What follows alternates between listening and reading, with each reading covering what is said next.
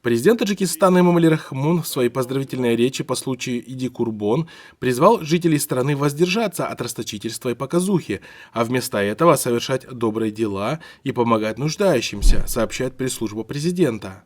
Уверен, что в дни празднования Иди-Курбон этой традиции взаимной поддержки, терпимости, щедрости и милосердия наши соотечественники вместо ненужных трат будут совершать добрые дела, чтобы помочь нуждающимся, сиротам и инвалидам, поддерживая малообеспеченные семьи и благоустраивая родину, сказал он.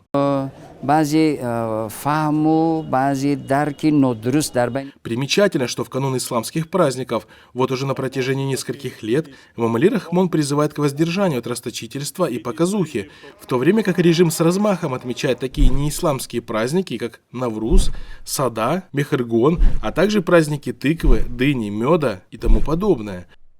Кроме этого, каждый визит глав зарубежных государств сопровождается невероятным расточительством и показухой. Например, в последний визит в Таджикистан президента России Путина по местным телеканалам показывали изобилие и разнообразие блюд, фруктов и напитков.